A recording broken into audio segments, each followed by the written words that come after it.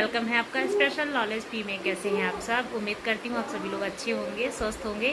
दोस्तों, आज मैं आप लोगों के लिए लेके आई हूँ सोमावती अमावस्या की कहानी। जब अमावस्या सोमवार के दिन पड़ती है तो उसे सोमावती अमावस्या कहते हैं, और इस दिन महिलाएं अपने लंबे सुहाग के लिए और अपने घर में सुख समृद्धि के लिए पीपल की पूजा करती हैं। तो आज मैं उसी की कहानी लेके आई हूँ। गांव में एक गरीब ब्राह्मण का परिवार था। उस परिवार में ब्राह्मण, ब्राह्मणी और उसकी एक पुत्री थी। धीरे धीरे समय के साथ बड़ी होने लगी और उसके अंदर में काफ़ी गुण थे। वो एकदम सहनशील थी, भगवान की पूजा आदि करती थी और बहुत ही अच्छी थी।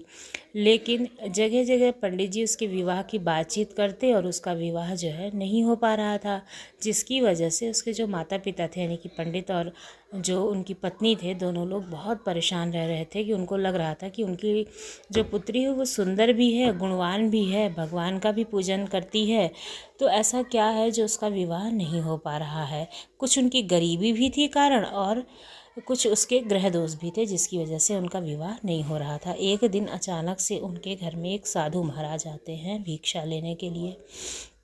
अब ब्राह्मणी जो है वो भिक्षा देने के लिए बाहर निकलती है और साधु महाराज को भिक्षा देने लगती है। उस साधु महाराज के चेहरे पर इतना ज़्यादा तेज था कि ब्राह्मणी ने सोचा कि क्यों ना इन साधु महाराज से अपनी पुत्री के विषय में पूछा जाए कि उसका विवाह क्यों नहीं हो पा रहा है और ऐसा क्या किया जाए जिसकी वजह से उसका विवाह हो जाए। अपने मन में विचार करके जो ब्राह्मणी थी वो साधु महाराज से पूछने लगी कि आखिर हमारी कन्या का विवाह क्यों नहीं हो पा रहा है। और उस कन्या का सेवा भाव देख करके वो जो साधु महाराज आए थे वो भी बहुत प्रसन्न हुए और उसे लंबी आयु का आशीर्वाद देते हैं। साधु ने कहा कि इस कन्या के हथेली में विवाह योग्य कोई रेखा ही नहीं है। तब ब्राह्मण दाम्पत्य ने साधु से उपाय पूछा कि ऐसा क्या किया जाए कि उसके हाथ में विवाह के योग्य लकीर बन जाए और उसका विवाह हो जाए। साधु ने कुछ देर तक विचार किया, बाद में अंतर्दृष्टि से ध्यान किया और कुछ दूरी पर बताया कि एक गांव में एक सोना नामक धोबिन जाति की महिला रहती है। उसके बेटे बहू भी उसके साथ रहते हैं, जो कि बहुत ही आचार विचार और संस्कार संपन्न है तथा अपने पति की परायणा है। और वो सोमावती अमावस्या का व्रत भी करती है कि वो इसका पुण्य इस कन्या को दे दे और इस कन्या की सेवा से प्रसन्न होकर अपने मांग का सिंदूर इसके मांग में लगा दे, तो इसका जो वैधव्य योग है वो मिट जाएगा और इस कन्या का विवाह हो जाएगा। साधु ने यह भी बताया कि वह महिला कहीं आती जाती नहीं है। यह बात सुन करके ब्राह्मणी ने अपनी बेटी से धोबिन की सेवा करने की बात कही। अगला दिन आया। अब कन्या प्रातः काल ही उठ करके सोना धोबिन के घर जा करके साफ सफाई और उसके घर के अन्य जो भी कार्य थे सब कार्य को कर करके आती है। एक दिन सोना धोबिन अपनी बहू से पूछती है कि तुम तो सुबह ही उठ करके सारे काम कर लेती हो और पता भी नहीं चलता है।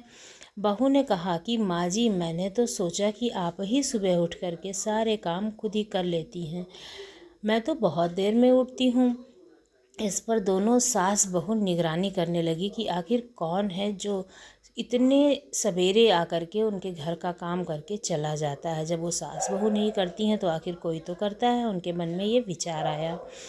कई दिनों के बाद धोबिन ने देखा कि एक कन्या मुँह अंधेरे, मतलब बहुत ही अंधेरे में ही आती है, मतलब बहुत सवेरे आती है और सारे काम करके चली जाती है। जब वह जाने लगी तो सोना धोबिन उसके पैरों पर गिर पड़ी और पूछने लगी कि आप कौन हैं और छुप कर हमारे घर की चाकरी क्यों कर रही हैं, आखिर आपका अभिप्राय क्या है। तब कन्या ने साधु द्वारा कही हुई सारी बात सोना धोबिन को बता दी। वो बहुत ही पतिपरायणता थी, उसमें तेज था। अब वह उसकी बात सुन करके उसको अपना सुहाग देने के लिए तैयार हो गई। सोना धोबिन के पति थोड़ा सा अस्वस्थ थे। उसने अपनी बहू से अपने लौट आने तक घर पर ही रहने को कहा। सोना धोबिन ने जैसे ही अपने मांग का सिंदूर उस कन्या के मांग में लगाया, उसका पति मर गया। उसे इस बात का पता चल गया। वह घर से निराजल ही चली थी, यह सोच करके कि रास्ते में कहीं पीपल का पेड़ मिलेगा तो वह जो है उसको भौरी देगी, क्योंकि उस दिन ही सोमावती अमावस्या थी और उसे परिक्रमा करनी थी। उस दिन ब्राह्मण के घर मिले पुए पकवान की जगह उसने ईंट के टुकड़ों से 108 बार भौरी दे करके 108 बार पीपल की परिक्रमा की और उसके बाद जल ग्रहण किया। ऐसा करते ही उसके पति के मुर्दा शरीर में वापस जान आ गई। धोबिन का पति वापस जीवित हो गया। इसलिए सोमावती अमावस्या के दिन से शुरू करके जो व्यक्ति हर अमावस्या के दिन भौरी देता है उसके सुख और सौभाग्य में वृद्धि होती है। पीपल के पेड़ से सभी देवों का वास माना जाता है। अतः जो व्यक्ति हर अमावस्या को ना कर सके वह सोमवार को पड़ने वाली अमावस्या के दिन 108 वस्तुओं की भौरी देकर सोना धोबिन और गौरी गणेश का पूजन करे, उसे अखंड सौभाग्य की प्राप्ति होती है। ऐसी प्रचलित परंपराएं हैं कि सोमावती अमावस्या के दिन धान, पान, हल्दी, सिंदूर और सुपारी की भी भौरी दी जाती है। उसके बाद ही सोमावती अमावस्या को अपने सामर्थ्य के हिसाब से फल, मिठाई, सुहाग की सामग्री, खाने की सामग्री इत्यादि की भी भौरी दी जाती है। और फिर भौरी पर चढ़ाया गया जो सामान होता है किसी भी सुपात्र ब्राह्मण या फिर ननंद या फिर भांजे को दिया जाता है, या फिर आपका जो कोई भी मान्य हो आप उसको सामग्री जो है वो दे सकते हैं।